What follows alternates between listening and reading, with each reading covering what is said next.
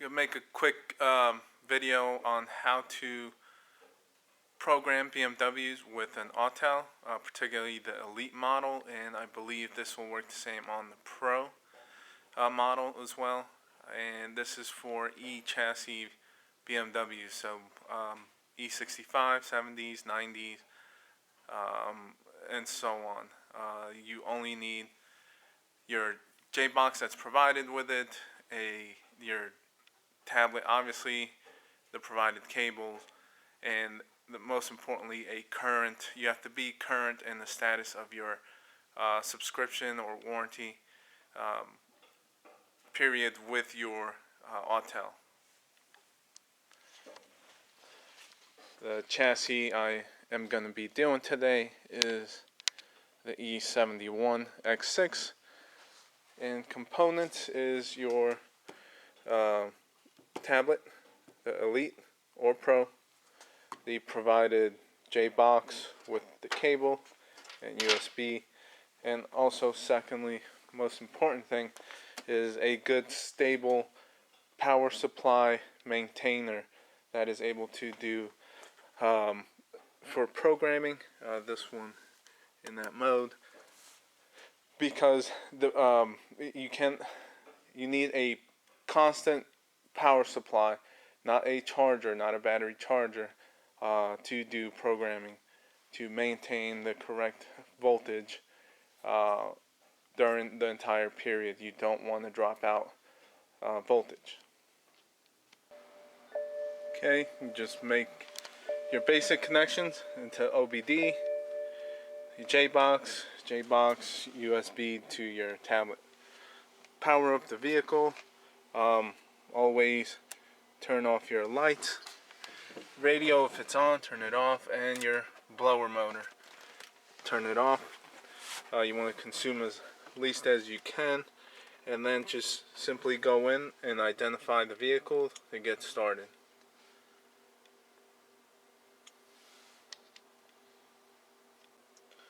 Once you've identified the vehicle and gotten into it, here is your main page as far as where you want to go. Obviously, we are doing programming, so you'll pick this icon that's highlighted because I quickly went in there just to check for codes. This particular vehicle, I want to see if there's any updates pertaining to any of the powertrain modules to maybe see if we can better the ride. This programming is to show you how to go about getting into it with the steps and how to complete it. So hit programming, it brings up vehicle information, you hit OK, and then hit OK. Okay, so here is the next screen that comes up with question. It's asking you if there were any control units that were replaced. So the purpose of this video is to show you how to go about programming with the Autel and its abilities. Obviously, if you are needing to program, you're doing it for a reason, whether if it's just to update the whole vehicle or without any module replacement, or you have replaced a module. Now keep in mind, this is only for non-infotainment type of modules, basically non-most bus programming. You cannot do most bus programming with this setup here. That is a whole different setup, and not doable here with this equipment on the Autel. This is just for, say, powertrain modules, DME, EGS, ABS, body modules, headlight modules, any of those sort of things, fuel pump control modules, anything of those pertaining modules that are just non-most bus fiber optic infotainment modules is what it can do. You can get a blank DME, put it in, go through this process. You'll hit yes. If you did replace a module, so like I said, the DME, you'll hit yes. It brings up a list of modules, asks you to pick which one was replaced, so then you pick a DME, and then from there you hit OK, and it formulates a plan based on knowing that a new DME was installed or whatever module for that case, and then it'll set up a plan to program the whole car and to then write stuff into the new blank module. You can attempt it with used modules. I've had both good and bad luck, meaning it has worked and not worked. It just depends on which module. Some cannot be basically rewritten over once they have been programmed initially with this setup, like rewritten with this setup, and others are not so hardcore as far as being reprogrammed after being installed in a different vehicle. So it's kind of a gamble. It's up to you. Obviously, if you go new with blank ones, it will work, and this is a procedure on how to go about doing it. Enough of that. This vehicle, I did not replace any modules. I'm showing you just the same procedure. Just on this step, you would hit yes for module replacement. For me, I'm going to hit no, but it'll go into the same area. While we're waiting to program, you also just want to make sure the vehicle is on flat ground. Driver's door, you typically leave it open. Most of the time I latch the door lock. Obviously, you're going to have hood open to have the charger hooked up.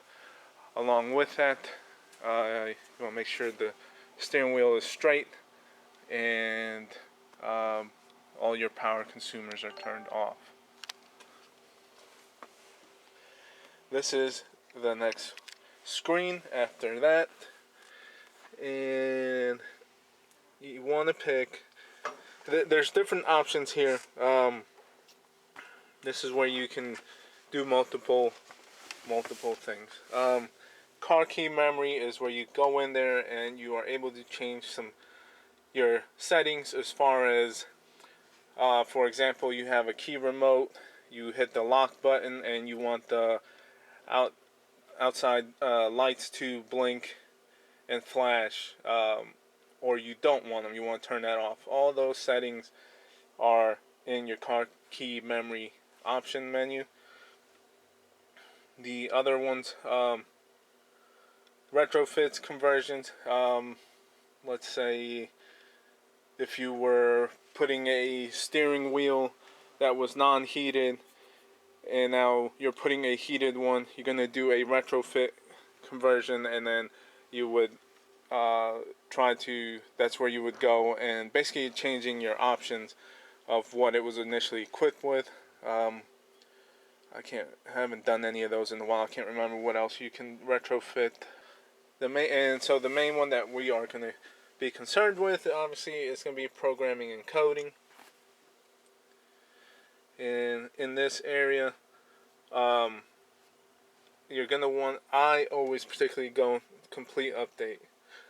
Selective update is if you want to, let's say you have done a DME, and you want to just program the DME, then you go selective update and pick the one module you do want to do and get it over with. The way BMW does it is if you have done a single module, they would acknowledge that, program that, but along with it have to update and program and code the entire car, meaning all your modules along with the one that got replaced. That's initially how it was done beforehand, and the Autel gives you the ability to, with this setup, to do a selective update, which will let you do one module only. Their advantage to that is it's going to save time, because when you do the complete update, you're going to add a bunch of time because of all the modules. Sometimes it can be an hour, 2 hours, 3 hours. It depends on the vehicle and the setup. That's the only downside. But the upside that I have ran into and experienced is to update the whole vehicle when doing one module. I think maybe is best or works best because everything gets brought up to date. Everything comes up online on the same status, and you're updating the whole vehicle and bringing up the integration level current and complete. So that's up to you which route you want to go. Complete vehicle update. And so this is where it brings up all the modules on the car that are programmable and codable, and it's the whole list.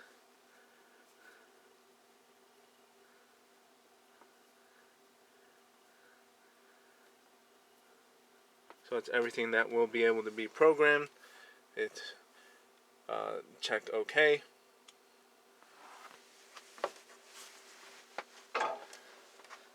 And this is the next important screen before going to program. Basically, this is the plan that is formulated and the information based on it.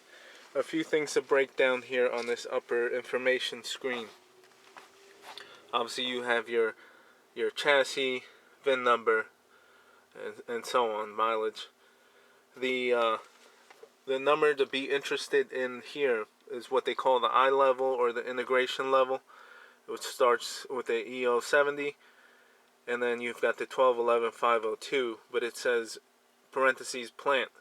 That's the one that's basically your complete vehicle like programming software version number, sort of say. Think of it as like Windows 95 and then Windows 2000 and XP. All those versions, complete versions, are what your I level is going to be. In that I level, each version is going to have certain updates and stuff in the other modules. Some might have a fix for one thing in one version, and then the next one it fixes some other bugs in other modules. So that's what the I level means and versions of it. Obviously, the higher the number, the later the calibration updated software version that it is. That's the one that the vehicle was made with at the plant. That's one that it currently has. So 1211-502. So it still has the same one from the plant as far as the I level. And notice this is what's going to be available to be once you go through with programming. That is what it's going to be updated to, which, being that there is a higher version available, that means there are a bunch of updates available for this vehicle at this point. You notice the 16 is higher than the 12, and so on. Being that it's a different number, higher number means it's a newer version. It is available. Along with that, then you scroll down, you have the list of modules,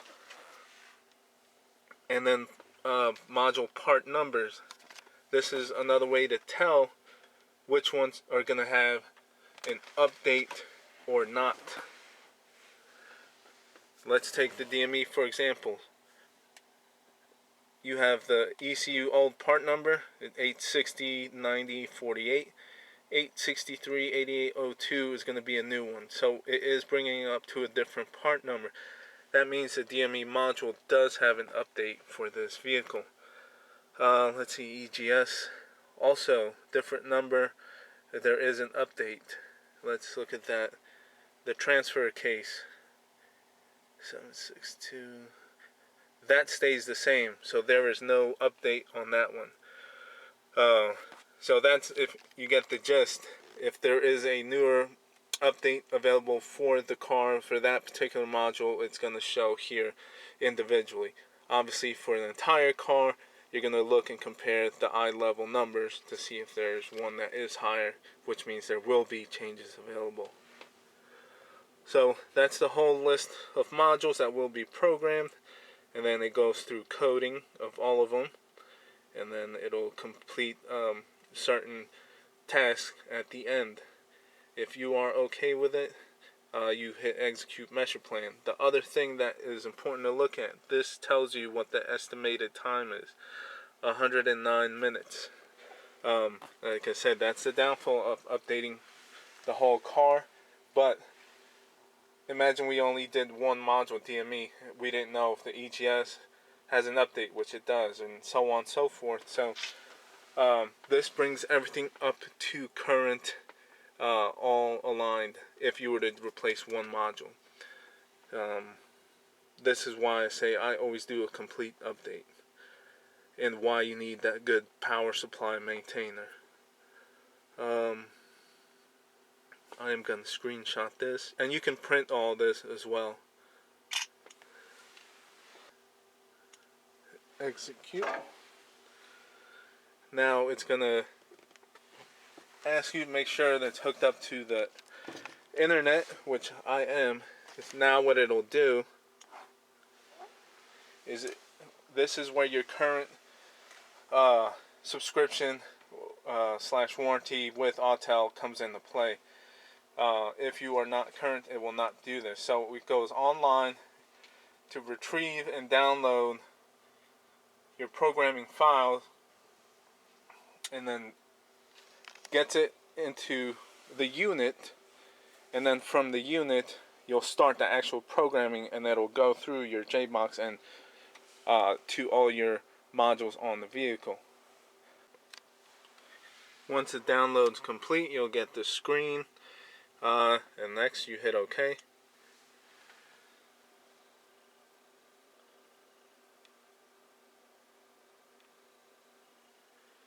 tells you how to set up, hit OK. And notice our voltage is staying up. And a couple things to take note of. Vehicle standing flat ground, wheel straight ahead, and so on. You have to check these before going forward. And this is your start screen for all the modules programming. The counter will go up per module, telling you that it started. Once it's done, it goes to 100% and moves to the next module. One thing, a bunch of things will happen, make the car act weird. When it's in DSC, the wipers might tend to go off on their own.